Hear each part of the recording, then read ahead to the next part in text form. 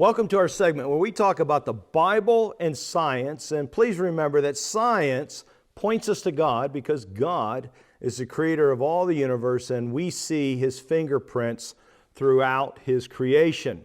Now, this week we want to look at the question, has Noah's Ark been found? And ever so often I will receive an email saying that there is proof that Noah's Ark has been found.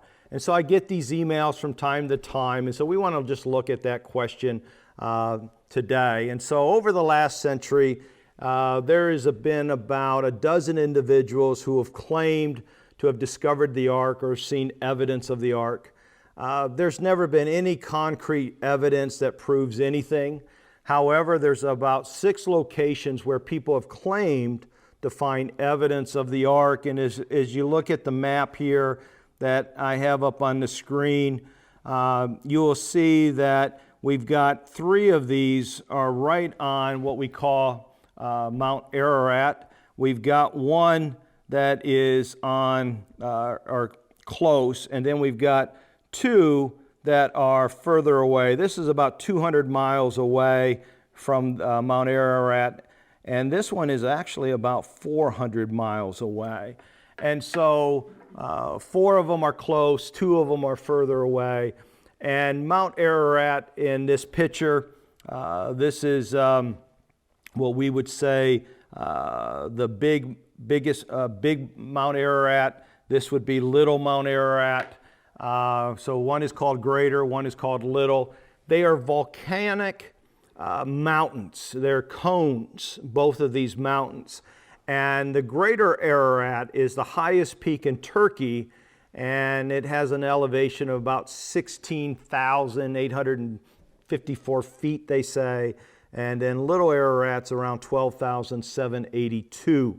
Now, Little Ararat and Greater Ararat, this is from a view from Armenia, and it's right on the border of Greater Ararat is on the border of Iran, Turkey, Armenia, and then I'm going to mess up this word, but the Nakhchivan exclave of Azerbaijan, if I said that close. And all that means is there's a part of Azerbaijan, Azerbaijan that is actually surrounded by other countries, which is right next to Greater Ararat, and so and it's separated from the bigger part of Azerbaijan, and so those are 4 countries right next to this this mountain. Now it has been called by Ararat, Mount Ararat in the West since the Middle Ages, and it began to be identified with the mountains of Ararat described in the Bible as the resting place of Noah's Ark. Now, I want you to understand that when you read Genesis chapter 8, verse 4, it doesn't say the ark landed on Mount Ararat. Okay, I want you to get that. It talks about how it landed on the mountains of Ararat. And so Mount Ararat is a big deal in this area of the world. It's a national symbol of Armenia, and it's been considered a sacred mountain by the Armenians. It's a feature in the Armenian literature. It's part of their flag.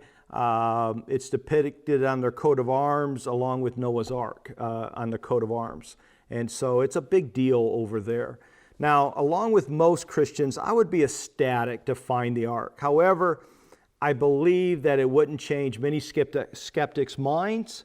However, I'd still love for us to find it. If you've ever been to the Noah's Ark encounter in Kentucky, we have gone as a church. It's a great thing to see.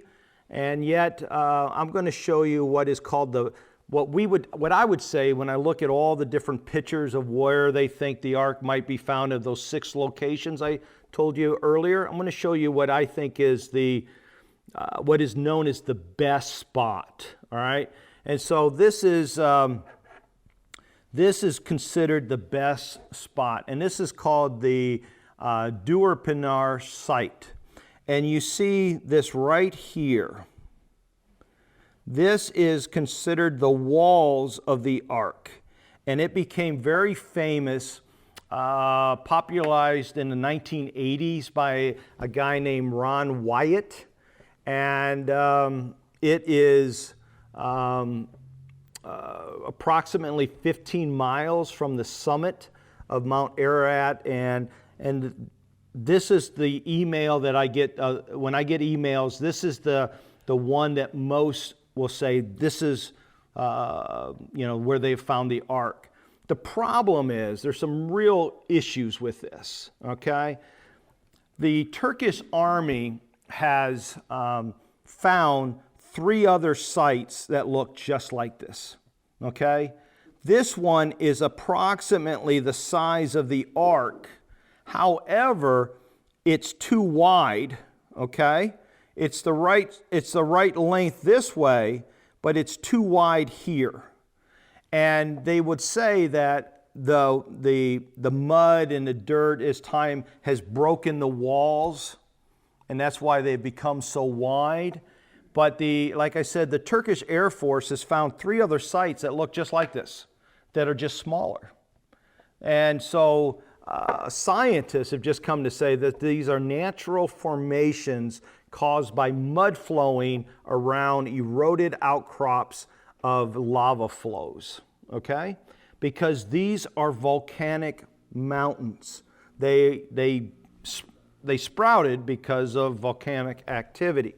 And so please remember that there's overwhelming evidence for a worldwide flood. But I doubt we will ever find the ark. And here are the reasons why I don't believe we'll ever find the ark. The first, remember that the ark was wood. It was wood.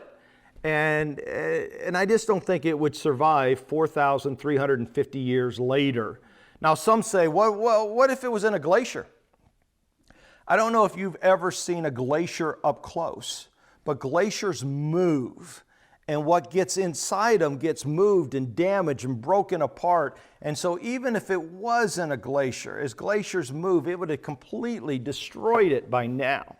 And so also remember, when they got out of the ark, there was no mature trees left. And so they probably would have dismantled the ark to use to build shelter for themselves, because that would have been wood that they could have used. So the chances of the ark even surviving shortly after is rare, because they probably tore it apart themselves. Also, people don't realize that in the mountains of where it says the mountains of Mount Ararat, where it landed, it just wouldn't be the right place, because we're not sure even if we're looking in the right area. Because as I said in Genesis 4, it says the mountain, it landed in a location of the mountains of Ararat, and we don't even know if we're looking at the right Ararat area. And so we're not even sure if we're looking in the right place, if there truly was a place. That area would be a sizable region. It would not just be one mountain to discover the ark. And here's something that most people don't even realize about Mount Ararat.